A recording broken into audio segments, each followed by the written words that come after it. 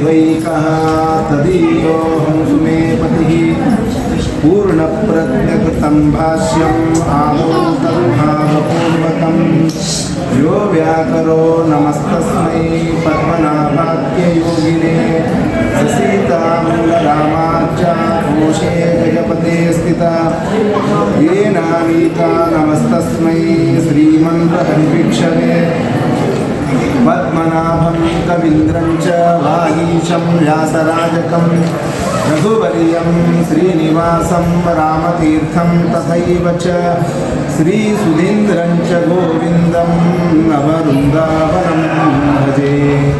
अर्तिकल्पितकल्पोऽयं प्रत्यर्तिगजकेसरी व्यासतीर्थगुरुर्भूयादस्मदिष्टार्थसिद्धये महाप्रवाहिनी भीमा यस्य मार्गमदान्मुदा रघुवर्यो मुदं दद्यात् कामितार्थप्रदायकः प्रणमत्कामधेनुं च भजस्सुरतरूपमं श्रीभावबोधकृत्पादचिन्तामणिमुपास्महे श्रीमद्विजयराजेन्द्र युगधेन्द्रार्यवंशजं सुरेन्द्रकरसञ्जात विजयेन्द्रगुरुं भजे। कुशाग्रमतये भानोद्युतये वादिभीतये आराधितस्त्रीपतये सुधीन्द्रयतये नमः। पूज्याय राघवेन्द्राय सत्यधर्मरताय च भजतां कल्पवृक्षाय नमतां कामधेनवे दुर्वादिध्वान्तरवये वैष्णवेन्दीवरेन्दवे श्रीराघवेन्द्रगुरुवे नमो अत्यन्तदयालवे। मूकोऽपि यत्प्रसादेन मुकुन्दशयनायते राजराजायते रिक्तो राघवेन्द्रं तमाश्रये। श्रीसत्यवरदुग्धाब्देः उत्थिता जगतीतले सदा श्रीसत्यधर्माख्या पावये स्मरतः सतः सत्यसन्तुष्टदुग्धाब्देः जातः सत्यपरायणः चिन्तामणिः सदा भूया सतां चिन्तितसिद्धये। आसेतो रातुषारात्रेः यो दिशो जितवान्मुहुः सत्यध्यानगुरुपातु यतीन्द्रैरपि पूजितः सत्याविघ्नकराब्जोत्तान् पञ्चाशद्वर्षपूजकान् सत्यप्रमोदतीर्थार्यान् नौमि न्यायसुधारतान् ज्ञानदाने सदासक्तं रागद्वेषादिवर्जितं मूलरामपदासक्तं श्रीसत्यात्ममुनिं भजे। श्रीगुरुभ्यो नमः हरि ओम। ಕಲಿಯುಗದೊಳಗೆ ಪ್ರತಿಯೊಬ್ಬ ಸಾಧಕನಾದ ವ್ಯಕ್ತಿ ತಾನು ಸಾಧನೆಯನ್ನು ಮಾಡಬೇಕಾದರೆ ಮೊದಲಿಗೆ ಸಾಧನ ಮಾರ್ಗ ಯಾವುದು ಅನ್ನುವುದನ್ನು ತಿಳಿದುಕೊಳ್ಳಬೇಕು. ನಾವು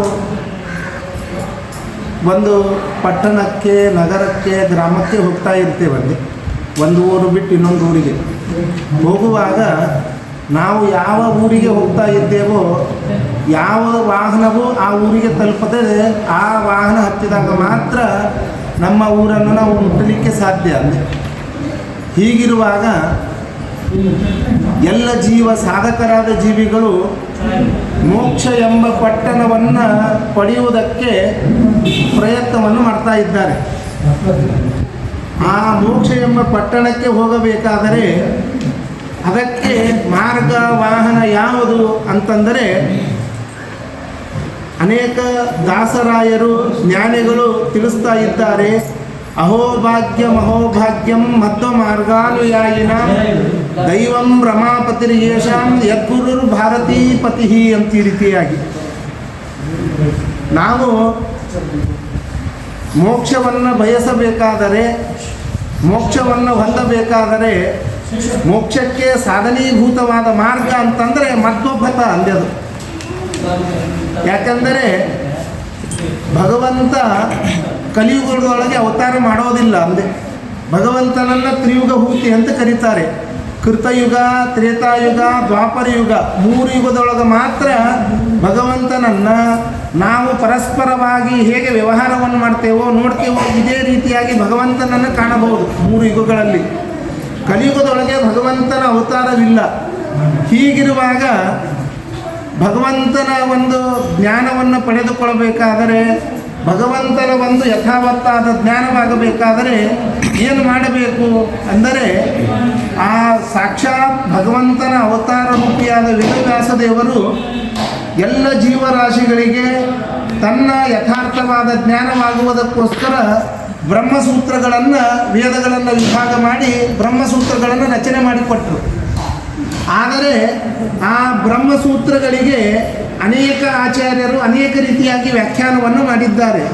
ಆದರೆ ವೇದವ್ಯಾಸ ದೇವರಿಗೆ ಸಮ್ಮತಿಯಾಗುವಂತೆ ವ್ಯಾಖ್ಯಾನ ಅಂತಂದರೆ ಅದು ಶ್ರೀಮದಾಚಾರ್ಯರು ಮಾಡಿರುವಂತಹ ವ್ಯಾಖ್ಯಾನ. ಅಂದರೆ ಯಾಕೆ ಶ್ರೀಮದಾಚಾರ್ಯರ ಏನು ವೈಶಿಷ್ಟ್ಯ, ಆ ಭಾಷ್ಯಕ್ಕೆ ಏನು ವೈಶಿಷ್ಟ್ಯ ಅಂದರೆ, ಇನ್ನು ಕೆಲವರು ಏನು ವ್ಯಾಖ್ಯಾನ ಮಾಡಿದ್ದಾರಲ್ಲ ಅವರ ವ್ಯಾಖ್ಯಾನಕ್ಕೂ ಮತ್ತು ಭಾಷ್ಯಕ್ಕೂ ಏನು ವ್ಯತ್ಯಾಸ ಅಂತಂದರೆ, ಭಗವಂತನನ್ನು ಇಲ್ಲಿ ನಾವು ಭೇದ ಒಪ್ತೇವೆ, ಆದರೆ ಮುಕ್ತಿಯಲ್ಲಿ ಅಭೇದ ಅಂತ ಹೇಳ್ತಾರೆ. ಅಂದರೆ ಕೆಲವರು ಇಲ್ಲಿ ಸಂಸಾರ ಅವಸ್ಥಾದಲ್ಲಿ ಜೀವನಿಗೂ ಭಗವಂತನಿಗೂ ಭೇದವಿದೆ, ಆದರೆ ಮುಕ್ತಿಯಲ್ಲಿ ಹೋದಾಗ ಎಲ್ಲರೂ ಈಕ್ವಲ್ ಆಗಿಬಿಡ್ತೇವೆ, ಸಮಾನರಾಗ್ತೇವೆ ಅಂತ ಅವರ ಅಭಿಪ್ರಾಯ.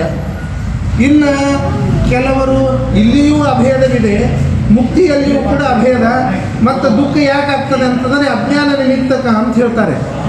ಆದರೆ ಇದು ವೇದವ್ಯಾಸ ದೇವರಿಗೆ ಸಮ್ಮತವಾದದ್ದಲ್ಲ. ಅಂದರೆ ಆ ವೇದವ್ಯಾಸ ದೇವರಿಗೆ ಸಮ್ಮತವಾದದ್ದು ಅಂತಂದರೆ ಯೇ ತತ್ಪರ ತಂತ್ರಂತೂ ಸರ್ವಮೇವ ಹರೇ ಸದಾ ವಶಮಿತ್ಯೇವ ಜಾನಾತಿ ಸಂಸಾರಾತ್ ಮುಚ್ಯತೆ ಸಹ ಅಂತ ತಿಳಿಸ್ತಾ ಇದ್ದಾರೆ. ಈ ಕಣ್ಣಿಗೆ ಕಾಣುವಂತಹ ಚರಾಚರ ಪ್ರಪಂಚ, ಅಂದರೆ ಚರಾಚರ ಪ್ರಪಂಚ ಅಂತಂದರೆ ಚರಪ್ರಪಂಚ ಅಂತಂದರೆ ಚೇತನ ರೂಪಿಯಾದ ಜೀವರು. ಅಷ್ಟೇ ಅಲ್ಲ, ಲಕ್ಷ್ಮೀದೇವಿಯು ಕೂಡ ಚೇತನ ರೂಪಿ.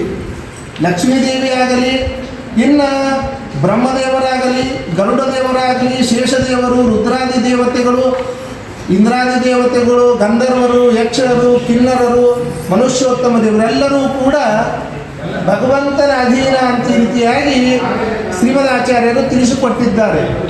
ಅಷ್ಟೇ ಅಲ್ಲ, ಕಣ್ಣಿಗೆ ಕಾಣುವಂತಹ ಜಡವಾದ ಪ್ರಕೃತಿ, ಪರ್ವತ ಇರಬಹುದು, ನದಿ ಇರಬಹುದು, ಪರಮಾಣು ಇರಬಹುದು, ಇದೆಲ್ಲವೂ ಕೂಡ ಭಗವಂತನ ಅಧೀನ.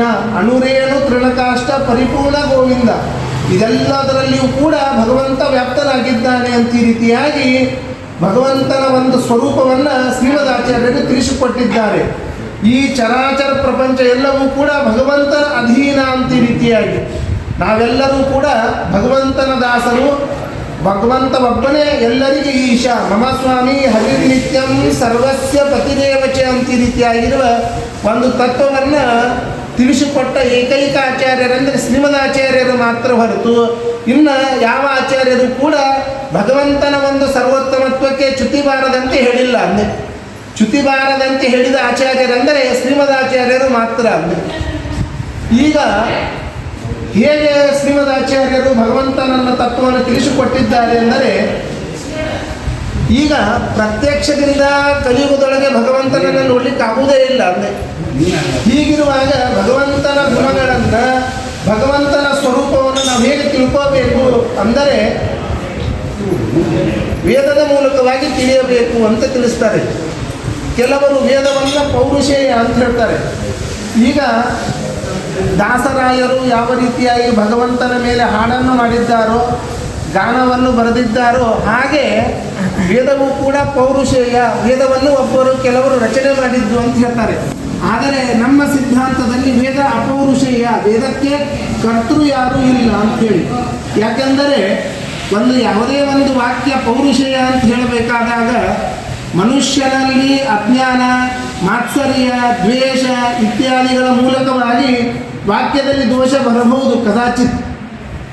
ಅಪೌರುಷೇಯವಾದ ಪಕ್ಷದಲ್ಲಿ ಯಾವ ವಿಧವಾದ ದೋಷವೂ ಬರಲಿಕ್ಕೆ ಸಾಧ್ಯವಿಲ್ಲ ಅಂತನ್ನುವ ಒಂದು ದೃಷ್ಟಿಯಿಂದಾಗಿ ಉಜ್ಜಿತಂ ಸರ್ವದೋಷೈಶ್ಚ ಕಥನ್ನೋ ಮಾನತಾಂ ವ್ರಜೇತ್ ಅಂತ ಈ ರೀತಿಯಾಗಿ ವೇದಗಳಿಗೆ ಅಪೌರುಷೇಯತ್ವವನ್ನು ಎತ್ತಿ ಹಿಡಿದು ಆ ವೇದದ ಸದಾಗಮೈಕ ವಿಜ್ಞೇಯಂ, ಯಾವಾಗಲೂ ಕೂಡ ಭಗವಂತನನ್ನು ನಾವು ತಿಳಿಯಬೇಕಾದರೆ ಭಗವಂತ ಆಗಮೈಕ ವೇದ್ಯ ಅಂತನ್ನುವ ತತ್ವವನ್ನು ತಿಳಿಸಿಕೊಟ್ಟವರು ಶ್ರೀಮದಾಚಾರ್ಯರು. ಆ ಭಗವಂತನ ಸ್ವರೂಪ ಹೇಗಿದೆ ಅಂದರೆ ಸಮತೀತ ಕ್ಷರಾಕ್ಷರಂ ಅಂತ ಹೇಳ್ತಾರೆ. ಅಂದರೆ ಕ್ಷರಪುರುಷರು ಅಕ್ಷರ ಪುರುಷರಿಂದ ಮೀರಿದವನು ಅಂತ ಈ ರೀತಿಯಾಗಿ. ಮೀರಿದವನು ಅಂದರೆ ಏನು? ಕ್ಷರಪುರುಷರೆಂದರೆ ಬ್ರಹ್ಮದೇವರು, ವಾಯುದೇವರು ಇತ್ಯಾದಿ ಎಲ್ಲ ಸಕಲ ದೇವತೆಗಳು ಇವರ ಶರೀರಕ್ಕೆ ನಾಶ ಉಂಟು. ಇನ್ನು ಅದರಂತೆ ಅಕ್ಷರ ಅಂತಂದರೆ ಲಕ್ಷ್ಮೀದೇವಿ. ನಮ್ಮಂತೆ ಪಾರ್ಥಿವ ಶರೀರ ಅಂದರೆ ಜೀವನ ಸೃಷ್ಟಿಯಾಗಬೇಕಾದರೆ ಪೃಥ್ವಿ, ಅಪ, ತೇಜ, ವಾಯು, ಆಕಾಶ ಈ ಪಂಚಭೂತಗಳ ಮೇಲನದಿಂದಾಗಿ ಜೀವನ ಸೃಷ್ಟಿಯಾಗ್ತಾ ಇದೆ ಅಂದೆ. ಆದರೆ ಲಕ್ಷ್ಮೀದೇವಿಗೆ ಆ ರೀತಿಯಾಗಿ ಅಲ್ಲ ಅಂದೆ. ಅಪ್ರಾಕೃತವಾದ ಶರೀರ ಅವಳದು. ಆ ಲಕ್ಷ್ಮೀದೇವಿಗಿಂತಲೂ ಕೂಡ ಭಗವಂತ ಅವನು ಮೀರಿದವನು. ಅರ್ಥಾತ್ ಈ ಲಕ್ಷ್ಮೀದೇವಿಯಾಗಲಿ ಜೀವನ ಕೂಟಿಗಳಲ್ಲಿ ಪ್ರವಿಷ್ಟರಾದ ಬ್ರಹ್ಮಾದಿ ದೇವತೆಗಳೆಲ್ಲರೂ ಕೂಡ ಭಗವಂತನ ಅಧೀನ ಅಂತನ್ನುವ ತತ್ವವನ್ನು ತಿಳಿಸಿಕೊಟ್ಟಿದ್ದಾರೆ ಶ್ರೀಮದಾಚಾರ್ಯರು. ಹಾಗಾಗಿ ಈ ಮಧ್ವ ಸಿದ್ಧಾಂತದ ಏನೋ ಒಂದು ಸಿದ್ಧಾಂತವಿದೆಯೋ ಇದು ಭಗವಂತನಿಗೆ ಅತ್ಯಂತ ಪ್ರಿಯವಾದದ್ದು ಅಂದೆ. ಅದನ್ನೇ ಭಗವಂತನ ಸ್ವರೂಪವನ್ನು ಅನೇಕ ಗ್ರಂಥಗಳಲ್ಲಿ ಶ್ರೀಮದಾಚಾರ್ಯರು ಪ್ರತಿಯೊಂದು ಗ್ರಂಥಗಳಲ್ಲಿಯೂ ಕೂಡ ಅತ್ಯಂತ ವಿಸ್ತಾರವಾಗಿ ಅವನ ಸ್ವರೂಪವನ್ನು ತಿಳಿಸಿಕೊಡ್ತಾ ಇದ್ದಾರಲ್ಲಿ. ಇಲ್ಲಿ ಕೆಲವರು ಭಗವಂತನ ಶ್ರೀಮದಾಚಾರ್ಯರು ಹೇಳುವಂತೆ ನಾರಾಯಣಂ ನಿಖಿಲ ಪೂರ್ಣ ಗುಣೈಕ ದೇಹಂ ನಿರ್ದೋಷಮಾಪ್ಯತಮಮಪ್ಯಖಿಲೈಸು ವಾಕ್ಯೈ ಅಸ್ಯೋದ್ಭವಾದಿದಮಶೇಷ ವಿಶೇಷತೋಪಿ ವಂದ್ಯಂ ಸದಾ ಪ್ರಿಯತಮಂ ಮಮ ಸನ್ನಮಾಮಿ. ಈ ಕಣ್ಣಿಗೆ ಕಾಣುವಂತಹ ಏನು ಚರಾಚರ ಪ್ರಪಂಚವಿದೆಯೋ ಇದಕ್ಕೆ ಸೃಷ್ಟಿಕರ್ತ ಭಗವಂತ, ಸ್ಥಿತಿಕರ್ತ ಭಗವಂತ, ಲಯಕರ್ತ ಭಗವಂತ ಅಂತ ಈ ರೀತಿಯಾಗಿ ಶ್ರೀಮದಾಚಾರ್ಯರು ತಿಳಿಸಿಕೊಟ್ಟಿದ್ದಾರೆ. ಆದರೆ ಕೆಲವರು ಆಕ್ಷೇಪವನ್ನು ಮಾಡ್ತಾರೆ. ಅಂದೆ ಭಗವಂತ ಸೃಷ್ಟಿಕರ್ತ ಅಂತ ಈ ರೀತಿಯಾಗಿ ಏನು ಹೇಳ್ತೀರ, ಇದು ಸರಿಯಲ್ಲ ಅಂಥೇಳಿ. ಯಾಕೆ ಅಂದರೆ ಭಗವಂತನಿಗೆ ನೀವು ಸೃಷ್ಟಿಕರ್ತೃತ್ವವನ್ನು ಒಪ್ಪಿದರೆ ಭಗವಂತನಿಗೆ ದೇಹವನ್ನು ಒಪ್ಪಬೇಕಾಗ್ತದೆ. ಭಗವಂತನಿಗೆ ದೇಹವನ್ನು ಒಪ್ಪಿದರೆ ನಮ್ಮಂತೆ ಸುಖ ದುಃಖ ಅವನಿಗೂ ಬರಬೇಕಾಗ್ತದೆ ಅಂದೆ. ಅದಕ್ಕೋಸ್ಕರ ಭಗವಂತ ಸೃಷ್ಟಿಕರ್ತ ಅಲ್ಲ ಅಂತ ಕೆಲವರ ಆಕ್ಷೇಪ ಅಂದೆ. ಅದನ್ನು ಶ್ರೀಮದಾಚಾರ್ಯರು ಬಹಳ ಸ್ಪಷ್ಟವಾಗಿ ಅದನ್ನು ನಿರಾಕರಣೆ ಮಾಡ್ತಾರೆ. ಅಂದೆ ಭಗವಂತನಿಗೆ ನಾವು ದೇಹವನ್ನು ಒಪ್ತೇವೆ. ಇನ್ನು ದೇಹನೇ ಇಲ್ಲ ಅಂತಂದರೆ ಸೃಷ್ಟಿನೇ ಮಾಡಲಿಕ್ಕೆ ಆಗೋದಿಲ್ಲ. ಆದ್ದರಿಂದ ಭಗವಂತನಿಗೆ ಸೃಷ್ಟಿಕರ್ತ ಅನ್ನಬೇಡ್ರಿ ಅಂದರೆ ಅದನ್ನು ಅನುವ್ಯಾಖ್ಯಾನದ ಮೂಲಕವಾಗಿ ಶ್ರೀಮದಾಚಾರ್ಯರು ಸಮರ್ಥನೆ ಮಾಡ್ತಾರೆ. ಅದನ್ನು ಆ ಶ್ರೀಮದಾಚಾರ್ಯರ ಅಭಿಪ್ರಾಯವನ್ನು ಮಾನ್ಯಕೇತದ ಜಯರಾಯರು ಆ ಶ್ರೀಮದಾಚಾರ್ಯರ ಅರ್ಥದ ಗಾಂಭೀರ್ಯವನ್ನು ತಮ್ಮ ಶ್ರೀಮನ್ಯಾಯಸುಧ ಎಂಬ ವ್ಯಾಖ್ಯಾನದ ಮೂಲಕವಾಗಿ ಬಹಳ ಸ್ಪಷ್ಟವಾಗಿ ತಿಳಿಸಿಕೊಡ್ತಾರೆ. ಅಲ್ಲಿ ಭಗವತಃ ದೇಹ ಅಸ್ತಿ, ಭಗವಂತನಿಗೆ ದೇಹವಿದೆ. ಅಲ್ಲಿ ಸುಖ ದುಃಖಾದಿಗಳು ಬರಬೇಕಾಗ್ತದಿಲ್ಲ. ಅಂದರೆ ನಮ್ಮಂತೆ ಪಂಚಭೌತಿಕವಾದ ಶರೀರವಿಲ್ಲ, ಕಿಂತು ಅಪ್ರಾಕೃತವಾದ ವಿಲಕ್ಷಣವಾದ ವಿಶಿಷ್ಟವಾದ ಶರೀರವನ್ನು ನಾವು ಒಪ್ತೇವೆ. ದೇಹವತ್ವ ಸೃಷ್ಟ್ಯಾದ್ಯಷ್ಟಕರ್ತೃತ್ವ ಅಪ್ರಾಕೃತ ಶರೀರವತ್ವಾತ್, ಅಪ್ರಾಕೃತ ಶರೀರ ಇದ್ದದ್ದರಿಂದಾಗಿ ವಿಷಯ ಸಾಪೇಕ್ಷಿತವಾದ ಸುಖ ದುಃಖಾದಿಗಳು ಭಗವಂತನಿಗೆ ಇಲ್ಲ. ಭಗವಂತನ ಒಂದು ಸುಖ ಎಂಥದ್ದು ಅಂತಂದರೆ ಅತ್ಯಂತ ವಿಲಕ್ಷಣವಾದದ್ದು, ದುಃಖದ ಲೇಷವೇ ಇರೋದಿಲ್ಲ. ಅಂದೆ ಜೀವನಿಗೆ ಅದರ ಒಂದು ಅನುಭವಕ್ಕೆ ಬರುವಂತೆ ದೃಷ್ಟಾಂತ ಅಂತಂದರೆ ಸುಷುಪ್ತಿ. ಈಗ ಮನುಷ್ಯ ತಾನು ಮಲಗುವುದಕ್ಕಿಂತಲೂ ಪೂರ್ವದಲ್ಲಿ ಅರ್ಥಾತ್ ಜಾಗೃತ ಅವಸ್ಥಾದಲ್ಲಿ ಮನಸ್ಸಿನಿಂದಲೋ ದೇಹದಿಂದಲೋ ಅನೇಕ ಅವಯವಗಳಿಂದ ಕರ್ಮಗಳನ್ನು ಮಾಡ್ತಾ ಇರ್ತಾನಲ್ಲಿ. ಸುಷುಪ್ತಿಯಲ್ಲಿ ಶ್ವಾಸೋಚ್ಛ್ವಾಸ ಪ್ರಾಣಾಯಾಮ ಬಿಟ್ಟರೆ ಇನ್ನೊಂದು ಕರ್ಮವನ್ನೇ ಮಾಡಲಿಕ್ಕೆ ಆಗೋದಿಲ್ಲ. ಅಲ್ಲಿ ಎಲ್ಲ ಅವಯವಗಳು ಕೂಡ ಅಂತರ್ಭೂತವಾಗಿರ್ತದೆ. ಅಲ್ಲಿ ಆಗ ಆ ಜೀವನಿಗೆ ಏನು ಆನಂದವಾಗ್ತದೋ ಅದರ ಅನಂತ ಮಿಗಿಲಾದ ಆನಂದ, ಆ ಅಪ್ರಾಕೃತವಾದ ಆನಂದ ಭಗವಂತನಿಗಿದೆ ಅಂತ ಈ ರೀತಿಯಾಗಿ ಅಂತಹ ಅದನ್ನೇ ತಿಳಿಸಿಕೊಡ್ತಾ ಇದ್ದಾರೆ. ಮೋಕ್ಷ ಅಂತಂದರೆ ಸ್ವರೂಪ ಆನಂದ ಆವಿರ್ಭಾವ ಮೋಕ್ಷ ಅಂತ ಈ ರೀತಿಯಾಗಿ ಆ ಮೋಕ್ಷವನ್ನು ಪಡೆಯಬೇಕಾದರೆ ಮನುಷ್ಯ ಜ್ಞಾನವನ್ನು ಸಂಪಾದನೆ ಮಾಡಬೇಕು. ಆ ಜ್ಞಾನ ಸಂಪಾದನೆ ಮಾಡಬೇಕಾದರೆ ಗುರುವಿನ ಮೂಲಕವಾಗಿ ಜ್ಞಾನ ಸಂಪಾದನೆ ಮಾಡಬೇಕು. ಯಾಕಂದರೆ ಗುರು ಅಂದರೆ ಮನುಷ್ಯನಲ್ಲಿರುವ ಅಜ್ಞಾನವನ್ನು ಪರಿಹಾರ ಮಾಡಿ ಭಗವಂತನ ವಿಷಯಕವಾದ ಯಥಾರ್ಥವಾದ ಜ್ಞಾನವನ್ನು ಯಾರು ಮಾಡಿಸಿಕೊಡ್ತಾರೋ ಅವರನ್ನು ಗುರು ಅಂತ ಕರಿಬೇಕೇ ಹೊರತು ಕೇವಲ ವಯಸ್ಸಿನಿಂದ ಜ್ಯೇಷ್ಠರಾದವರಾಗಲಿ ಅವರನ್ನು ಗುರು ಅಂತ ಅನ್ನೋದಿಲ್ಲ. ಅದಕ್ಕೋಸ್ಕರ ಶ್ರೀಮದಾಚಾರ್ಯರು ಅನುವ್ಯಾಖ್ಯಾನದಲ್ಲಿ ಹೇಳುವಾಗ ಅಜ್ಞಾನಾಂ ಜ್ಞಾನದೋ ವಿಷ್ಣು ಜ್ಞಾನಿನಾಂ ಮೋಕ್ಷದಶ್ಚ ಸಹ ಆನಂದದಶ್ಚ ಮುಕ್ತಾನಾಂ ಸವೈ ಏಕೋ ಜನಾರ್ದನಃ.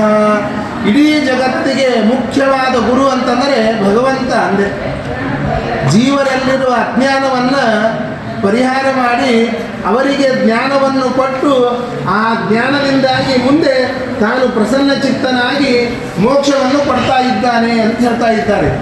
ಆದರೆ ಈ ಭಾಗ್ಯ ಎಲ್ಲರಿಗೂ ಇಲ್ಲ ಅಲ್ಲಿ. ಯಾಕಂದರೆ ಭಗವಂತ ನೇರವಾಗಿ ಗುರು ಆಗೋದು ಅಂದರೆ ವಾಯುದೇವರಿಗೇನೆ ಅಂದೆ. ದೇವತೆಗಳಿಗೆ ಅವನು ಗುರು ರೂಪೇಣ ಉಪದೇಶವನ್ನು ಮಾಡ್ತಾನಂದೆ. ಉಳಿದೆಲ್ಲವರಿಗೂ ಕೂಡ ಆ ಯೋಗ್ಯತೆಯೇ ಇಲ್ಲ ಅಂದೆ. ಹಾಗಾಗಿ ಆ ಶ್ರೀಮದಾಚಾರ್ಯರು ಅವರ ಪಥದಲ್ಲಿ ಬಂದಿರುವ ಅವರ ಸಿದ್ಧಾಂತವನ್ನು ಅನುಸರಣೆ ಮಾಡಿ ಏನು ನಮ್ಮ ಒಂದು ಮತ್ತು ಸಿದ್ಧಾಂತವನ್ನು ಪ್ರಚಾರ ಮಾಡ್ತಾ ಇರ್ತಾರೋ ಅವರನ್ನು ನಾವು ಗುರುತ್ವೇನ ಉಪಾಸನೆ ಮಾಡಿ ಮತ್ತು ಸಿದ್ಧಾಂತವನ್ನು ತಿಳಿಯಬೇಕಂದೆ. ಅದಕ್ಕೆ ಆ ಶ್ರೀಮದಾಚಾರ್ಯರನ್ನು ಗುರುಗಳನ್ನಾಗಿ ಪಡೆದುಕೊಳ್ಳಬೇಕಾದರೆ ಎಷ್ಟೋ ಜನ್ಮದ ರಾಶಿ ಪುಣ್ಯ ಇರಬೇಕಂದೆ. ಆಚಾರ್ಯ ಶ್ರೀಮದಾಚಾರ್ಯ ಸಂತುಮೇ ಜನ್ಮ ಜನ್ಮನಿ ಅಂತ ಈ ರೀತಿಯಾಗಿ ಏನು ಹೇಳ್ತಾರಲ್ಲ, ಇದು ಪದ್ಮನಾಭ ತೀರ್ಥಾದಿ ಪ್ರವೃತ್ತಯ ಅಂದೆ. ಪದ್ಮನಾಭ ತೀರ್ಥರು, ನರಹರಿ ತೀರ್ಥರು, ಮಾಧವ ತೀರ್ಥರು, ಅಕ್ಷೋಭಿ ತೀರ್ಥರು, ಜಯತೀರ್ಥರು ಇಂತಹ ಮಹಾ ಜ್ಞಾನಿಗಳಿಗೆ ವಾಯುದೇವರು ಗುರುಗಳಾಗಿ ಉಪದೇಶ ಮಾಡುವುದಕ್ಕೆ ಸಾಧ್ಯ. ನಮ್ಮಂತಹ ಮನುಷ್ಯಾದವರಿಗೆ ಸಾಧ್ಯವೇ ಇಲ್ಲ ಅಂದೆ. ಹೀಗಿರುವಾಗ ನಾವು ಯಾರನ್ನು ಉಪಾಸನೆ ಮಾಡಬೇಕು? ಯಾಕಂದರೆ ಅಂತಹ ಮಹಾಜ್ಞಾನಿಗಳ ದರ್ಶನ ಆಗುವುದೇ ಇಲ್ಲ ಅಂದೆ. ಯಾಕಂದರೆ ಶ್ರೀಮದಾಚಾರ್ಯರು ಆ ಭಗವಂತನ ಒಂದು ಆಜ್ಞೆಯ ಮೇರೆಗೆ ಕಲಿಯುಗದೊಳಗೆ ಆ ಭಗವಂತನ ಒಂದು ತತ್ವವನ್ನು ತಿಳಿಸಿಕೊಡುವುದಕ್ಕಾಗಿ ಅವತಾರವನ್ನು ಮಾಡಿ ಮತ್ತೆ ಮಹಾಬದರಿ ಪ್ರವೇಶವನ್ನು ಮಾಡಿದರಂದೆ. ಈಗ ಆ ಶ್ರೀಮದಾಚಾರ್ಯರ ಸಿದ್ಧಾಂತವನ್ನು ನಾವು ಯಥಾವತ್ತಾಗಿ ತಿಳಿಯಬೇಕು. ಆಯಾ ಗುರುಗಳನ್ನು ಕೂಡ ಯಥಾವತ್ತಾಗಿ ಉಪಾಸನೆ ಮಾಡಬೇಕು. ಹೀಗಿರುವಾಗ ಯಾರನ್ನು ನಾವು ಆಶ್ರಯಿಸಬೇಕು ಅಂತಂದರೆ ಶ್ರೀ ಸತ್ಯಾತ್ಮತೀರ್ಥ ಶ್ರೀಪಾದ ಸಂತಮೇ ಜನ್ಮ ಜನ್ಮನಿ ಅಂತ ರೀತಿಯಾಗಿ ಹೇಳಿದಂತೆ ಉತ್ತರಾದಿ ಮಠಾಧೀಶರಾದ ಏನು ಸತ್ಯಾತ್ಮತೀರ್ಥ ಗುರುಗಳಿದ್ದಾರೋ ಅಂತಹ ಗುರುಗಳನ್ನು ನಾವು ಶರಣಾಗತರಾದಾಗ ಮಾತ್ರ ಆ ಭಗವಂತನ ಎಲ್ಲ ಗುರು ಪರಂಪರೆಯ ಯತಿಗಳ ಗ್ರಂಥಗಳ ವೃಂದಾವನದ ಜ್ಞಾನ ನಮಗೆ ಆಗಲಿಕ್ಕೆ ಸಾಧ್ಯವೇ ಹೊರತು ಇನ್ನು ಬೇರೆಯವರನ್ನು ಆಶ್ರಯಿಸಿಕೊಂಡರೆ ನಮಗೆ ಯಥಾರ್ಥ ಜ್ಞಾನವೇ ಆಗೋದಿಲ್ಲ ಅಂದೆ. ಯಾಕಂದರೆ ಶಾಸ್ತ್ರದಲ್ಲಿ ಹೇಳ್ತಾರೆ, ಪ್ರಮಾಣವಂತ್ಯ ದೃಷ್ಟ್ಯಾನಿ ಕಲ್ಪ್ಯಾನಿ ಸುಬಹುನ್ಯಪಿ ಬಾಲಾಗ್ರ ಶತಭಾಗೋಪಿ ನ ಕಲ್ಪ್ಯಸ್ತ್ವ ಪ್ರಮಾಣಕಃ ಅಂತ ಈ ರೀತಿಯಾಗಿ. ಅಂದರೆ ಇದರ ಅಭಿಪ್ರಾಯ ಏನು ಅಂದರೆ ಶ್ರೀಮದಾಚಾರ್ಯರು ಹೇಳುವಂತಹ ಮಾತು ಅಂದೆ. ಪ್ರಮಾಣವಂತಿ ಅದೃಷ್ಟಾನಿ, ಕಣ್ಣಿಗೆ ಕಾಣದೇ ಇರುವ ಏನು ವಸ್ತುಗಳಿವೆಯೋ, ಉದಾಹರಣೆಗೆ ಧರ್ಮ ಕಣ್ಣಿಗೆ ಕಾಣಿಸೋದಿಲ್ಲ, ಅಧರ್ಮ ಕಣ್ಣಿಗೆ ಕಾಣಿಸೋದಿಲ್ಲ, ಪುಣ್ಯ ಕಣ್ಣಿಗೆ ಕಾಣಿಸೋದಿಲ್ಲ, ಪಾಪ ಕಣ್ಣಿಗೆ ಕಾಣಿಸೋದಿಲ್ಲ, ದೇವರು ಕಣ್ಣಿಗೆ ಕಾಣಿಸೋದಿಲ್ಲ, ಸ್ವರ್ಗ ಕಣ್ಣಿಗೆ ಕಾಣಿಸೋದಿಲ್ಲ, ನರಕ ಕಣ್ಣಿಗೆ ಕಾಣಿಸೋದಿಲ್ಲ. ಇವೆಲ್ಲವೂ ಕೂಡ ಇದೆ ಅಂತ ನಾವು ಸಮರ್ಥನೆ ಮಾಡಬೇಕು. ಯಾವುದರಿಂದ ಅಂದರೆ ಪ್ರಮಾಣವಂತಿ ಅದೃಷ್ಟ್ಯಾನಿ ಕಲ್ಪ್ಯಾನಿ ಸುಬಹುನ್ಯಪಿ. ಕಣ್ಣಿಗೆ ಕಾಣದೇ ಇರುವ ವಸ್ತು ನೂರಾರು ಇರಬಹುದು, ಆದರೆ ಆ ವಿಷಯದಲ್ಲಿ ಪ್ರಮಾಣ ಇದೆ ಅಂತಂದರೆ ಅದನ್ನು ಒಪ್ಪಲೇಬೇಕು, ಅದನ್ನು ಅಂಗೀಕಾರ ಮಾಡಲೇಬೇಕು. ಕಲ್ಪ್ಯಾನಿ ಸುಬಹುನ್ಯಪಿ, ನೂರಾರು ಪದಾರ್ಥಗಳಿರ್ಬೋದು ಕಣ್ಣಿಗೆ ಕಾಣದೇ ಇದ್ದಿದ್ದು, ಅವುಗಳಲ್ಲಿ ಪ್ರಮಾಣ ಇದೆ ಅಂದರೆ ಅದನ್ನು ಒಪ್ಪಲೇಬೇಕು. ಬಾಲಾಗ್ರ ಶತಭಾಗೋಪಿ, ಕುದುರೆಯ ಬಾಲದ ಒಂದು ತುದಿ ಪರಮಾಣುವಿನಷ್ಟು ಕೂಡ ವಸ್ತುವನ್ನು ಒಪ್ಪಲಿಕ್ಕಿಲ್ಲ. ಯಾಕೆ? ಪ್ರಮಾಣ ಇಲ್ಲ ಅಂತಂದರೆ ಅದನ್ನು ಒಪ್ಪುವುದೇ ಬೇಡ ಅಂತ ಹೇಳ್ತಾರೆ. ಇದು ಶ್ರೀಮದಾಚಾರ್ಯರ ಒಂದು ಕಠೋರವಾದ ನುಡಿಯಂತೆ. ಅಂದರೆ ಅವ್ರು ಹೇಳ್ತಾ ಇರೋದು ಸತ್ಯಂ ವದ ಧರ್ಮಂ ಚರ, ಯಾವುದು ಸತ್ಯ ಮಾರ್ಗವಿದೆಯೋ ಅದನ್ನು ಅನುಸರಿಸ್ರಿ ಅಂದೆ. ಇಲ್ಲ ನಮ್ಮವ್ರು ಹೇಳ್ತಾ ಇದ್ದಾರೆ, ಇಂಥವ್ರು ಹೇಳ್ತಾ ಇದ್ದಾರೆ, ಇಲ್ಲ ಅಂದೆ.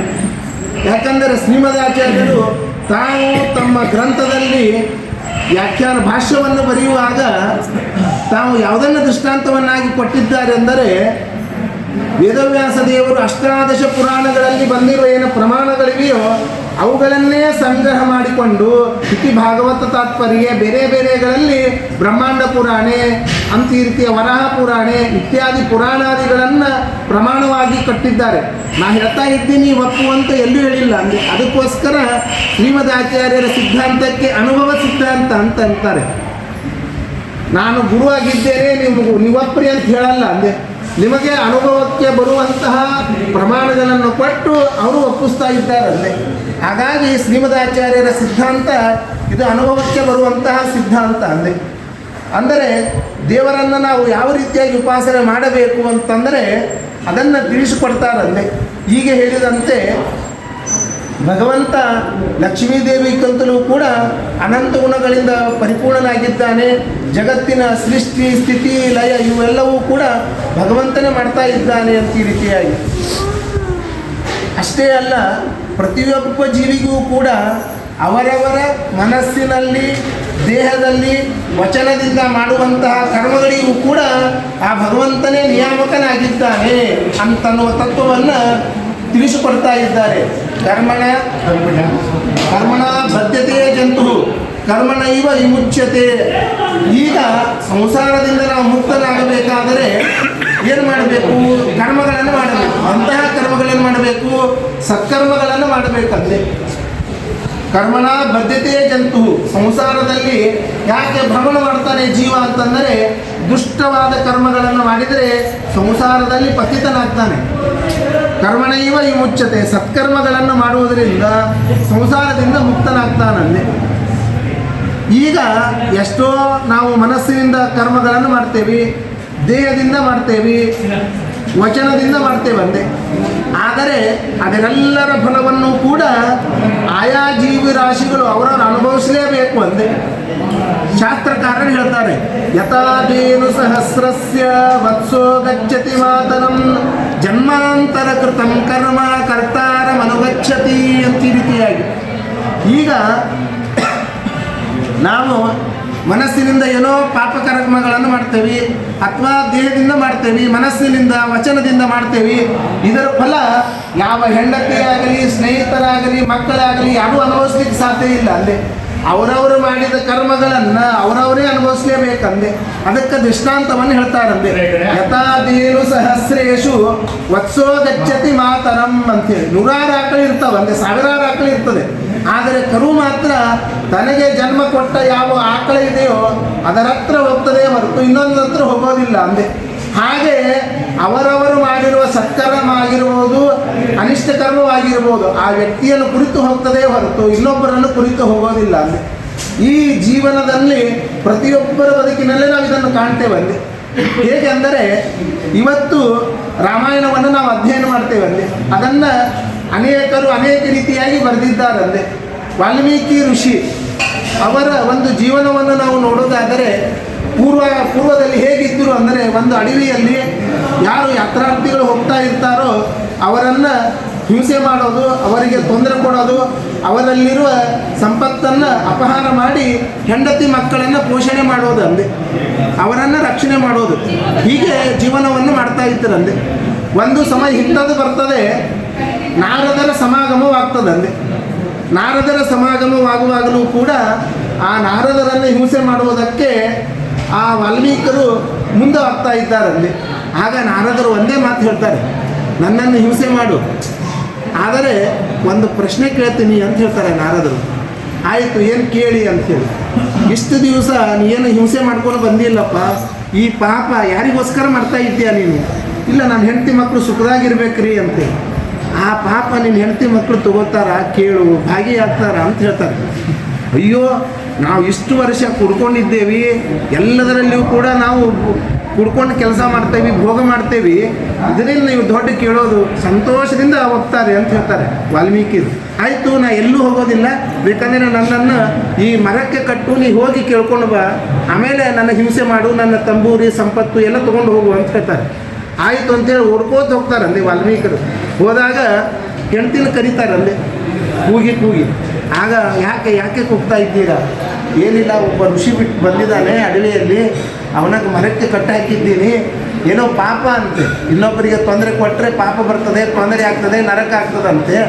ನಿನ್ನ ಹೆಂಡತಿನೂ ತಗೋತಾಳ, ಕೇಳಿ ಬಾ ಅಂತಂದ್ರೆ, ನೀನು ನಿನ್ನ ಮಕ್ಕಳು ಎಲ್ಲರೂ ತಗೋತಿರೋ ಇಲ್ಲೋ, ನನ್ನ ಜೊತೆ ಭಾಗಿಯಾಗ್ತಿರೋ ಅಂತಂದರೆ ಹೆಂಡತಿ ನಗತಾಳೆ ಅಂತ ಅವ್ರು. ನೋಡಿ, ನೀವು ಮಾಡ್ಕೊಂಡಿದ್ದು ನಿಮ್ಮ ಕರ್ಮ, ಅದು ಸಾಕಬೇಕಷ್ಟೇ ಹೊರತು ನೀವು ಪುಣ್ಯ ಮಾಡ್ತಿರೋ ಪಾಪ ಮಾಡ್ತಿರೋ ನಂಗೆ ಗೊತ್ತಿಲ್ಲ. ಹಿಂದಿ ಕವಿ ಹೇಳ್ತಾನೆ, ಪಾಪ ಕರೋ ಯಾ ಪುಣ್ಯ ಕರೋ ಪೈಲೆ ಕ್ಯಾಶ್ ಕರೋ ಅಂತೇಳಿ. ನೀ ಪಾಪ ಮಾಡ್ತೀಯೋ ಪುಣ್ಯ ಮಾಡ್ತೀಯೋ ಕ್ಯಾಶ್ ಮಾಡ್ಕೊಂಡು ನನ್ನ ಸಾಕು ಅಷ್ಟೇ ಹೊರತು ನಾಯಿ ನಿನಗೆ ಹಿಂಸೆ ಮಾಡ್ಕೊಂಡು ತಂದು ಸಾಕು ಅಂತ ಹೇಳಿಲ್ಲ. ನಾ ಪಾಪದೊಳಗೆ ಭಾಗಿ ಆಗಲ್ಲ ಅಂತ ಹೇಳ್ತಾನೆ. ಆಯ್ತು, ಹೆಂಡತಿ ಬೇಡ, ಮಕ್ಕಳು ಮುದ್ದು ಮಾಡ್ತಾನೆ ಮಕ್ಕಳಿಗೆ, ಅಪ್ಪ ನನ್ನ ಹತ್ರನೇ ಬರಬೇಡ ಅಂತ. ಈಗ ನಾವು ಲೋಕದಲ್ಲಿ ನೋಡ್ತೇವಲ್ಲ, ಅಲ್ಲೇ ಮಗ ಸ್ವಾಮಿಗಳ ಹತ್ರ ಚಾತುರ್ಮಾಸ್ಯಕ್ಕೆ ನಾವು ನೋಡ್ತಾ ಇರ್ತೇವೆ. ಅಲ್ಲೇ ಒಬ್ಬ ಮುದ್ರೆ ಹಾಕುವಾಗ ಸ್ವಾಮಿಗಳು ಆಗ ತಂದೆ ಮಗನನ್ನು ಎಳ್ಕೊಂಡು ಹೋಗ್ತಾನಂದೆ. ಆಗ ಮಗ ಅಂತಾನಂತೆ, ಪಾದ ಪೂಜೆಗಾದರೆ ನೀವು ಮುಂದೆ ಹೋಗ್ತೀಯ, ಮುದ್ರೆಗಾದರೆ ನನಗೆ ಕಳಿಸ್ತೀಯ ಅಂತೇಳಿ. ನೀನು ಪಾದ ಪೂಜೆಗೆ ಮುಂದೆ ಎತ್ತ, ಮುದ್ರೆಗೆ ನೀನೇ ಮುಂದೆ ಹೋಗಿ ಅಂತೇಳಿ. ಹಾಗೆ ನನ್ನನ್ನು ಯಾಕೆ ಕರಿತೀಯಪ್ಪ, ನೀವು ಹೋಗು ಅಂತ ಹೇಳ್ತಾನಂದೆ. ಆಗ ಅಲ್ಲೇ ಕುಸಿದು ಬೀಳ್ತಾರೆ ವಾಲ್ಮೀಕಿ.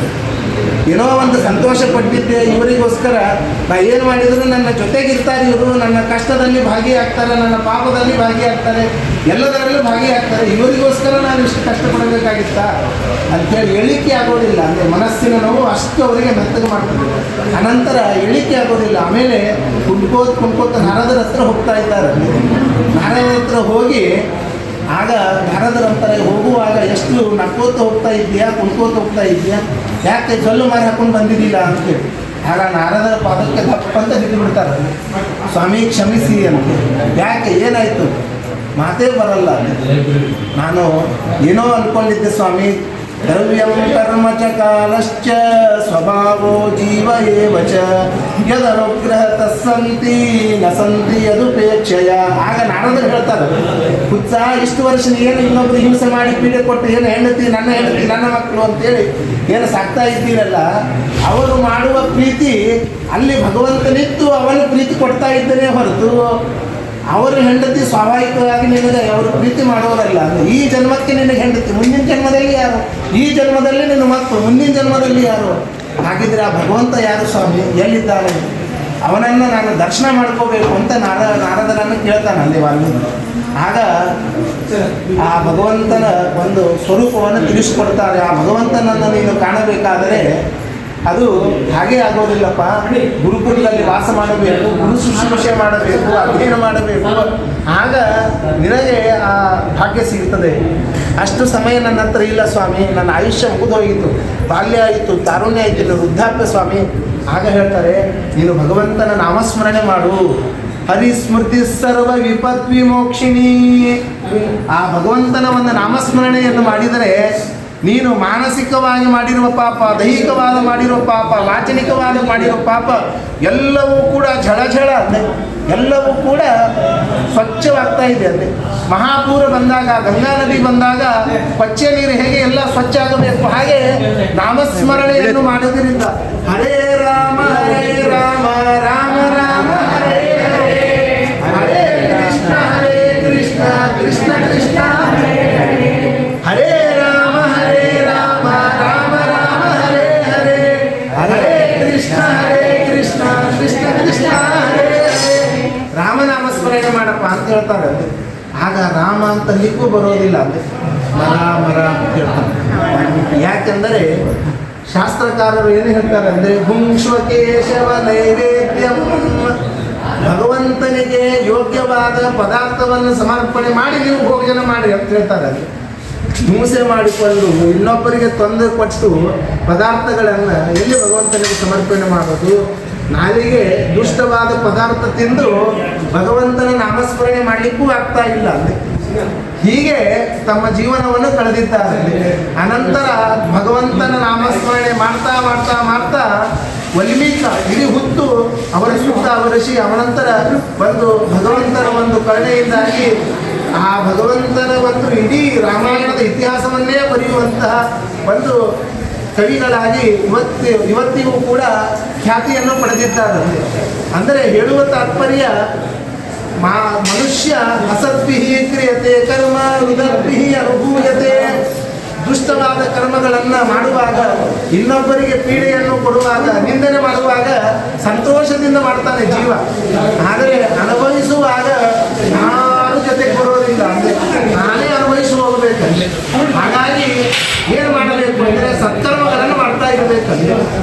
ಇವತ್ತಿನ ಕಥಾನಾಯಕರಾದ ಸತ್ಯಪರಾಯಣ ತೀರ್ಥರು ಎಂತಹ ಮಹಾಜ್ಞಾನಿಗಳೆಂದರೆ ಮಹಾಭಾರತ ರಾಮಾಯಣದ ಎಲ್ಲ ಇತಿಹಾಸದ ಸಂಗ್ರಹ ರೂಪವಾಗಿ ರಾಮಶಬ್ದಾರ್ಥ ಮಂಜರಿ ಅಂತ ಗ್ರಂಥವನ್ನು ಬರೆದಿದ್ದಾರೆ ಅವರು.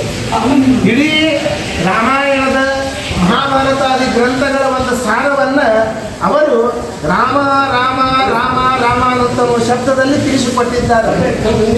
ಆ ರಾಮ ಶಬ್ದಾರ್ಥವನ್ನು ನಾವು ತಿಳಿದುಕೊಳ್ಬೇಕಂದ್ರೆ ಅದಕ್ಕಿಂತ ಕೆಡುಕರು ಯಾರಿಲ್ಲ ಅಂತೇಳಿ. ಇವ್ರು ಆಚಾರ್ಯರು ಹೀಗೆ, ಈ ಪಂಡಿತರು ಹೀಗೆ, ಅವರು ಹೀಗೆ, ಇವರು ಹೀಗೆ ಅಂತೇಳಿ ಇನ್ನೊಬ್ಬರನ್ನು ನಾವು ನಿಂದೆ ಮಾಡ್ತಾ ಇರ್ತೇವೆ. ಯಾವಾಗ ಏಕಾಂತದಲ್ಲಿ ಕೂತುಕೊಂಡಾಗ ಮನುಷ್ಯ ತಾನು ಎಷ್ಟು ಧ್ಯೇಯವಾದ ಕೃತ್ಯಗಳನ್ನು ಮಾಡ್ತಾನೆ ಎನ್ನುವುದನ್ನು ನಾವು ಮೊದಲಿಗೆ ತಿಳ್ಕೊಳ್ಬೇಕಾಗಿದೆ. ಹಾಗಾಗಿ ನಮ್ಮ ಜೀವನದಲ್ಲಿ ನಾವು ಏನು ಮಾಡಬೇಕು ಅಂದರೆ ಯಾವಾಗಲೂ ಭಗವಂತನ ಒಂದು ಹರಿಸ್ಮರಣೆಯನ್ನು ಮಾಡ್ತಾ ಇರಬೇಕು ಮತ್ತು ಸಾಧುಗಳ ಸಂತರ ಸಮಾಗಮವನ್ನು ಮಾಡ್ತಾ ಇರಬೇಕಂತೆ. ನಾವು ಹಿಂದಿನ ಕಾಲದಂತೆ ಗುರುಕುಲಕ್ಕೆ ಹೋಗಿ ಗುರುಗಳ ಶುಶ್ರೂಷೆಯನ್ನು ಮಾಡಿ ಶಾಸ್ತ್ರಾಧ್ಯಯನವನ್ನು ಮಾಡಿ ಆ ಭಗವಂತನ ತತ್ವವನ್ನು ತಿಳಿದುಕೊಳ್ಳೋದು ಕಠಿಣ ಅಂದೆ. ಯಾಕಂದರೆ ಅವರವರ ಬದುಕು ಈಗಿನ ಕಾಲದಲ್ಲಿ ಅಷ್ಟು ಸುಲಭ ಅಲ್ಲ. ಹೀಗಿರುವಾಗ ಮೋಕ್ಷವನ್ನು ಪಡೆಯಬೇಕು, ಸಾಧನ ಮಾರ್ಗದಲ್ಲಿ ಹೋಗಬೇಕಾದರೆ ಏನು ಮಾಡಬೇಕು ಅಂದರೆ ಸಜ್ಜನರ ಸಹವಾಸವನ್ನು ಮಾಡಬೇಕಂತೆ. ಎಂಥ ಸಜ್ಜನರಂದರೆ ಯಾರು ಅಂದರೆ ಉಪಕಾರಷಿ ಯಸ್ಸಾಧು ಸಾಧುತ್ವೇ ತಸ್ಯ ಕೋ ಪುನಃ ಅಪಕಾರಷಿ ಯಸ್ಸಾಧು ಸಸಾಧು ಸತ್ವಿರುಚ್ಯತೆ ಅಂತ ಹೇಳ್ತಾರೆ. ಅಪಕಾರ ಮಾಡಿದರೂ ಕೂಡ ಅವರು ನಮಗೆ ಒಳ್ಳೆಯದನ್ನೇ ಬಯಸ್ತಾರಂತೆ. ಅಂತಹ ಸಜ್ಜನರು ಯಾರಲ್ಲಿ ಮಾತ್ಸರ್ಯವಿಲ್ಲ, ದ್ವೇಷ ಇಲ್ಲ, ಇನ್ನೊಬ್ಬರ ಕಂಡು ಅಸೂಯೆ ಇಲ್ಲ, ಅಂಥವರು ಸಾಧು ಸಂತರು. ಅವರ ಸಮಾಗಮವನ್ನು ನಾವು ಮಾಡಬೇಕಂತೆ. ಅದನ್ನು ನಾವು ಮಾಡೋದೇ ಇಲ್ಲ. ಅಲ್ಲಿ ಏನು ಮಾಡ್ತೇವೆ ನಾವು ಅಂದರೆ ಹೆಂಡತಿ, ಮಕ್ಕಳು, ಬಂಧು ಬಳಗ. ಒಬ್ಬ ಕವಿ ಹೇಳ್ತಾನಲ್ಲಿ ಬಂಧು ಬಳಗ ಅಂತ ಈ ರೀತಿಯಾಗಿ ಅಷ್ಟು ಮೋಹ ಮಾಡಬೇಡ ಅಂತೇಳಿ. ಯಾಕಂದರೆ ಮೊದಲಿಗೆ ಬಂಧು ಅಂದರೆ ಯಾರು ಅನ್ನೋದೇ ನಮ್ಗೆ ಗೊತ್ತಿಲ್ಲ. ಅಂದರೆ ನಾವೇ ತಿಳ್ಕೊಂಡು ಬಿಟ್ಟಿರ್ತೀವಿ ನಮಗೆ ಯಾರು ರಕ್ತ ಸಂಬಂಧಿಗಳು ಅವರೇ ಬಂಧುಗಳು ಅಂತೇಳಿ. ಆದರೆ ಕವಿ ಹೇಳ್ತಾರೆ ಒಬ್ಬ ಪರೋಪಿ ಹಿತವಾನ್ ಬಂಧು ಬಂಧುರಪ್ಯ ಹಿತಪರಃ ಅಹಿತೋ ದೇಹಜೋ ವ್ಯಾಧಿ ಹಿತಮಾರಣ್ಯಮೌಷಧಂ. ನಮಗೆ ಯಾರು ಹಿತವನ್ನು ಬಯಸ್ತಾರೋ ಅವರು ಬಂಧುಗಳೇ ಹೊರತು ಕೇವಲ ರಕ್ತ ಸಂಬಂಧಿಗಳನ್ನು ಬಂಧು ಅಂತ ಅನ್ಕೋಬೇಡ್ರಿ. ಪರೋಪಿ ಹಿತವಾನು ಬಂಧು ಅವರು ಹೊರಗಿನವರಾಗಿರ್ಬೋದು, ಸಂಬಂಧ ಇಲ್ಲದೆ ಇರ್ಬೋದು, ಪರ ಊರಿನವರಾಗಿರ್ಬೋದು, ಪರ ರಾಜ್ಯದವರಾಗಿರ್ಬೋದು. ನಮಗೆ ಹಿತವನ್ನು ಬಯಸ್ತಿದ್ರೆ ಅವರು ಬಂಧುಗಳಲ್ಲಿ. ಅದೇ ಹೇಗಿರಿ ಬಂಧು ಅಂತೀರಿ, ನಮಗೆ ಕೆಟ್ಟನ್ನು ಹೇಗೆ ಮಾಡ್ತಾರೆ ಅಂದರೆ ನಿನ್ನ ಶರೀರವನ್ನು ನೋಡು ಅಂತ ಹೇಳ್ತಾನೆ ಕವಿ. ವಾತ, ಪಿತ್ತ, ಕಫ ಇವೆಲ್ಲ ಇರ್ತವೆ. ಗೋಡೆ ಕಂಬಗಳಲ್ಲಿ ಇರ್ತದ? ಇಲ್ಲ, ಮನುಷ್ಯನ ಶರೀರದಲ್ಲಿ ಇರ್ತದಂತೆ. ಮನುಷ್ಯನಿಗೆ ವಾತ ಹೆಚ್ಚಾಯಿತು ಅಂದರೆ ಹೆಜ್ಜೆ ಇಡ್ಲಿಕ್ಕೆ ಆಗೋದಿಲ್ಲ, ಪಿತ್ತ ಆಯಿತು ಅಂದರೆ ಮಾತಾಡ್ಲಿಕ್ಕೆ ಬರೋದಿಲ್ಲ, ಕಫ ಆಯಿತು ಅಂದರೆ ಉಸಿರಾಡ್ಲಿಕ್ಕೆ ಕಠಿಣ. ಅಂದರೆ ಇಷ್ಟು ಹಿತಮಾರಣ್ಯ ಔಷಧಂ. ವನಸ್ಪತಿಗಳು ಎಲ್ಲಿ ಬೆಳೀತವೆ? ಅಡವಿಯಲ್ಲಿ ಬೆಳೀತದೆ. ಅಲ್ಲಿ ಅಡವಿಯಲ್ಲಿ ಬೆಳೆದಿರುವ ವನಸ್ಪತಿಗಳು ನಮಗೇನು ಉಂಟು ಮಾಡ್ತವೆ? ಹಿತವನ್ನು ಬಯಸ್ತದೆ. ವಾತ ಪಿತ್ತದ ವಿಕಾರ ತೊಂದರೆ ಆಗದೆ ಅಂತ ನೋಡ್ತದೆ ಅಲ್ಲಿ. ಹಾಗೆ ಸಾಧು ಸಂತರು ಕೂಡ ಅದೇ ರೀತಿಯಾಗಿ ಇರ್ತಾರೆ. ಅಲ್ಲಿ ನಮ್ಮಿಂದ ಅವರೇನು ಬಯಸ್ತಾರೆ? ಏನೇನೂ ಬಯಸೋದಿಲ್ಲ. ಅಂದರೆ ಕಾಮ, ಕ್ರೋಧ, ಮದ, ಮಾತ್ಸರ್ಯ ಇವುಗಳು ಬಿಡಪ್ಪ, ದೇವರ ಮಾರ್ಗವನ್ನು ಹಿಡಿ ಅಂತ ಇದನ್ನು ಉಪದೇಶ ಮಾಡ್ತಾರೆ. ಅಲ್ಲಿ ಹಾಗೆ ನಾವು ಪುರಂದರದಾಸರ ಜೀವನವನ್ನು ನೋಡ್ತಾ ಇರ್ತೇವಲ್ಲಿ. ಪುರಂದರದಾಸರು ನವಕೋಟಿ ನಾರಾಯಣ ಅಂತ ಹೇಳಿ ವ್ಯಾಪಾರದಲ್ಲೇ ತಲ್ಲೀನರಾಗಿದ್ದರಲ್ಲಿ. ಯಾವಾಗ ವ್ಯಾಸರಾಜರ ಒಂದು ಸಮಾಗಮ ಆಯಿತು, ವ್ಯಾಸರಾಜರು ಹೇಳುವ ಶಾಸ್ತ್ರದ ವಿಚಾರವನ್ನು ಕೇಳಿ ತಮ್ಮ ಪುಣೆ ಪಟ್ಟಣಕ್ಕೆ ಹೋಗಿ ಮನೆ ತುಂಬ ಇರುವ ಎಲ್ಲ ಸಂಪತ್ತನ್ನು ತುಳಸಿಗಳೈದು ಕೃಷ್ಣಾರ್ಪಣ ಅಂತ ಹೇಳಿದರಲ್ಲಿ. ಇಂತಹ ವೈರಾಗ್ಯವನ್ನೇ ತಾಳಿದವರಲ್ಲಿ. ಹೀಗೆ ಅದರಂತೆ ವಿಷ್ಣು ತೀರ್ಥರು, ಮಾಗನೂರು ವಿಷ್ಣು ತೀರ್ಥರು ಸತ್ಯವರ ತೀರ್ಥರ ಹತ್ರ ಬಂದು ಸನ್ಯಾಸಾಶ್ರಮವನ್ನು ಸ್ವೀಕಾರ ಮಾಡಿದ್ದಾರೆ. ಆ ಸತ್ಯವರ ತೀರ್ಥರ ಒಂದು ವೈರಾಗ್ಯದ ಒಂದು ವೈಶಿಷ್ಟ್ಯ ಅವರ ಮೇಲೆ ಎಷ್ಟು ಪ್ರಭಾವ ಬೀರಿತ್ತು ವಿಷ್ಣು ತೀರ್ಥರಿಗೆ ಅಂದರೆ, ಹಾದಿಯಲ್ಲಿ ಹೋಗುವಾಗ ಒಬ್ಬ ಮನೆಯ ಮುಂದೆ ಒಬ್ಬ ವ್ಯಕ್ತಿ ಹೇಳ್ತಾನಂದೆ, ಮಂಚ ಬಾರದು ಮಡದಿ ಬಾರದು ಕಂಚು ಕನ್ನಡಿ ಬಾರದು ಸಂಚಿತಾರ್ಥದ ದ್ರವ್ಯ ಬಾರದು ಮುಂಚೆ ಮಾಡಿರೋ ಧರ್ಮವ ಅಂತ ಈ ರೀತಿಯಾಗಿ ಇದು ಹೇಳೋದೇ ತಡ ಮಂಚದ ಮೇಲೆ ಕುತ್ಕೊಂಡಿರ್ತಾರೋ ಹೆಂಡತಿಯ ಜೊತೆಗೆ ಕುತ್ಕೊಂಡು ಊಟವಾದ ನಂತರ ತಾಂಬೂಲವನ್ನು ಚರವಣ ಮಾಡ್ತಾ ಇರ್ತಾರಲ್ಲಿ.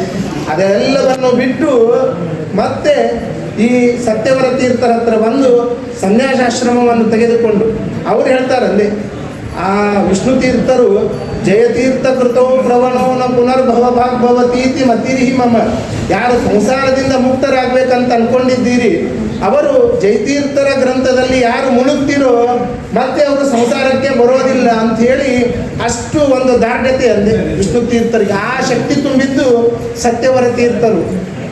ಇಂತಹ ತಪಸ್ವಿಗಳು ಜ್ಞಾನಿಗಳು ಅವರ ಸನ್ನಿಧಾನದಲ್ಲಿ ನಾವು ಬಂದಿದ್ದೇವೆ. ಆ ಸನ್ನಿಧಾನದಲ್ಲಿ ಬಂದಾಗ ಅವರಲ್ಲಿ ನಾವೇನು ಕೇಳ್ಕೋಬೇಕು ಗುರುಗಳ ಹತ್ರ ಅಂದರೆ ಪ್ರವರ್ತಕಂ ಭಕ್ತಿರಲಂ ಕ್ಷಣೆ ಕ್ಷಣೆ. ಗುರುಗಳಲ್ಲಿ ನಾವೇನು ಕೇಳಬೇಕಂದರೆ ನಿಮ್ಮಲ್ಲಿ ನಿಮ್ಮಕ್ಕಿಂತ ಉತ್ತಮರಲ್ಲಿ ಭಗವಂತನಲ್ಲಿ ಅಚಲವಾದ ಭಕ್ತಿ ಇರಬೇಕು ನಮಗೆ. ಅದಕ್ಕೆ ವ್ಯಾಸರಾಜರ ಸ್ತೋತ್ರದಲ್ಲಿ ವಿಜೇಂದ್ರ ಸ್ವಾಮಿಗಳು ಹೇಳ್ತಾರಂತೆ, ಈಗ ನಾವು ಗುರುಗಳಿಗೆ ಪ್ರದಕ್ಷಿಣೆ ಹಾಕ್ತೇವೆ, ನಮಸ್ಕಾರವನ್ನು ಮಾಡ್ತೇವೆ, ಆದರೆ ನಮಗೆ ದೇವರು ಗುರುಗಳು ಒಲಿಯೋದಿಲ್ಲ ಅಂತೆ. ಯಾಕೆ ಅಂದರೆ ಗುರು ಭಕ್ತಿಯ ಭವೇದ್ ವಿಷ್ಣು ಭಕ್ತಿರವ್ಯ ವಿಚಾರಿಣಿ ತಯಾ ಸರ್ವಂ ಲಭೇತ್ ಧೀಮಾ ತಸ್ಮಾದೇತತ್ ಸದಾ ಪಠೇತ್. ನಾವೇನು ಮಾಡ್ತೇವೆ ಅನ್ಕೊಂಡು ಹೋಗ್ಬಿಡ್ತೇವೆ ಅಲ್ಲಿ. ಅಚಲವಾದ ಭಕ್ತಿ ವಿಶ್ವಾಸ ಗುರುಗಳಲ್ಲಿ ಭಗವಂತನಲ್ಲಿ ನಾವು ಇರೋದಿಲ್ಲ ಅಲ್ಲಿ. ಹೀಗಿರುವಾಗ ನಮಗೆ ಹೇಗೆ ಫಲ ದೊರಕಲಿಕ್ಕೆ ಸಾಧ್ಯ? ಅದನ್ನು ಒಬ್ಬ ಕವಿ ಹೇಳ್ತಾನಂದೆ, ಹಿಂದಿ ಕವಿ, लोग कहते हैं भगवान आते नहीं द्रौपदी के जैसे हम बुलाते नहीं, लोग कहते हैं भगवान खाते नहीं शबरी के जैसे हम खिलाते नहीं अंते. ದ್ರೌಪದಿ ದೇವಿ ಪಂಚಪಾಂಡವರ ಮಡದಿ ಅಂತೆ. ಅವಳನ್ನು ದುಶ್ಯಾಸನ ಸಭೆಯಲ್ಲಿ ವಸ್ತ್ರವನ್ನು ಅಪಹಾರ ಮಾಡುವಾಗ ಒಂದು ಕೈಯಲ್ಲಿ ವಸ್ತ್ರ ಇನ್ನೊಂದು ಕೈಯಲ್ಲಿ ಭಗವಂತನನ್ನು ಕರೀಲಿಲ್ಲ ಅಂದೆ. ಎರಡೂ ಕೈಯನ್ನು ಎತ್ತಿ ಭುಜದ ಮೇಲೆ ಎತ್ತಿ ಭಗವಂತನನ್ನ ಹೇ ಕೃಷ್ಣ ಮುರಾರೇ ಕೃಷ್ಣಾಯ ವಾಸುದೇವಾಯ ಹರಯೇ ಪರಮಾತ್ಮನೇ ಪ್ರಣತ ಕ್ಲೇಶನಾಶಾಯ ಗೋವಿಂದಾಯ ನಮೋ ನಮಃ ಅಂಥೇಳಿ ಎರಡೂ ಭುಜವನ್ನು ಮೇಲೆ ಮಾಡಿಕೊಂಡು ಭಗವಂತನನ್ನು ಕರೆತಂದೆ. ಆಗ ಭಗವಂತ ಝಟಿತಿ ಅವಳ ರಕ್ಷಣೆಗೆ ಬಂದ ಅಂದೆ. ಅದರಂತೆ ಶಬರಿ ಭಗವಂತ ನನ್ನಿಂದ ಅಣ್ಣನ ಸ್ವೀಕಾರ ಮಾಡ್ತಾನೆ ಅಂತ ಹೇಳಿ ತನ್ನ ಬಾಲ್ಯ ಕಳ್ಕೊಂಡು ತಾರುಣ್ಯ ಕಳ್ಕೊಂಡು ವೃದ್ಧಾಪ್ಯ ಅಂತೆ. ಆವಾಗ ಬಂದಾಗ ಭಗವಂತ ದರ್ಶನ ಕೊಟ್ಟ, ವಿಶಿಷ್ಟವಾದ ಅನುಗ್ರಹ ಮಾಡಿದ ಅಂತೆ. ಇತಿಹಾಸದಲ್ಲಿ ಅವರ ಹೆಸರು ಉಳಿತು ಅಂತೆ. ಹಾಗೆ ನಾವೆಲ್ಲ ಭಕ್ತಿಯನ್ನು ಮಾಡ್ತೇವೆ ಅಂತೆ. ಏನೋ ನೈವೇದ್ಯ ಹಚ್ಚೋದಕ್ಕೆ ಯಾವಾಗ ಆಗ್ತದೋ 2 ಗಂಟೆ ಆಯಿತು, ಏನಿದು ಪುರಾಣ ಇದು ಸಾಕಾಯಿತು ಅಂತಂತೇವೆ. ನಮ್ಮ ಮನಸ್ಸು ಬುದ್ಧಿ ವಿಚಲಿತ ಬೇರೆ ಕಡೆ ಹೋಗ್ತದೆ. ಹೀಗೆ ಅವ್ಯವಿಚಾರೆಯಾದ ಭಕ್ತಿ ನಾವು ಮಾಡೋದಿಲ್ಲ ಗುರುಗಳಲ್ಲಿ ಭಗವಂತನಲ್ಲಿ. ಅಂತಹ ಭಕ್ತಿಯನ್ನು ವಿಶ್ವಾಸವನ್ನು ಮಾಡಿದರೆ ಮಾತ್ರ ಖಂಡಿತವಾಗಿಯೂ ಕೂಡ ಎಲ್ಲರಿಗೂ ಕೂಡ ಫಲ ದೊರಕುತ್ತದೆ ಅಂತ ಈ ರೀತಿಯಾಗಿ ಹೇಳ್ತಾ ಇಂತಹ ಇವತ್ತಿನ ಕಥಾನಾಯಕರಾದ ಸತ್ಯಪ್ರಾಯ ತೀರ್ಥರ ಒಂದು ಸನ್ನಿಧಾನದಲ್ಲಿ ಏನು 2 ನುಡಿಗಳನ್ನು ನಾವು ಹೇಳಿದ್ದೇನೋ ಅದೆಲ್ಲವೂ ಕೂಡ ಆ ನಮ್ಮ ಕುಲಗುರುಗಳಾದ ವಿದ್ಯಾಗುರುಗಳಾದ ಶ್ರೀ ಸತ್ಯಾತ್ಮ ತೀರ್ಥ ಗುರುಗಳಲ್ಲಿ ಸಮರ್ಪಣೆ ಮಾಡ್ತಾ ಅಹಂ ಕರ್ತ ಹರಿಕರ್ತ ತತ್ಪೂಜಾ ಕರ್ಮಚಾರ್ಯಂ ತಥಾತ್ಮಕರ್ತ ಪೂಜಾ ತತ್ಪ್ರಸಾದೇನ ನಾಣ್ಯತ ಅಂತ ಈ ರೀತಿಯಾಗಿ ಹೇಳ್ತಾ ಇದರಿಂದ ಬಂದ ಪುಣ್ಯ ಹಾಗೂ ಕೇಳಿದವರೆಲ್ಲರಿಗೂ ಕೂಡ ಭಗವಂತ ಜ್ಞಾನ ಭಕ್ತಿ ವೈರಾಗ್ಯ ಕೊಟ್ಟು ಅದೇ ರೀತಿಯಾಗಿ ಜ್ಞಾನ ಕಾರ್ಯದಲ್ಲಿ ಗುರುಗಳಲ್ಲಿ ನಮ್ಮನ್ನು ತೊಡಗಿಸಿ ಅನುಗ್ರಹವನ್ನು ಮಾಡಬೇಕು ಅಂತ ಈ ರೀತಿಯಾಗಿ ಗುರುಗಳಲ್ಲಿ ಪ್ರಾರ್ಥನೆ ಮಾಡ್ತಾ ಇದ್ದೇನೆ. ಶ್ರೀ ಕೃಷ್ಣ.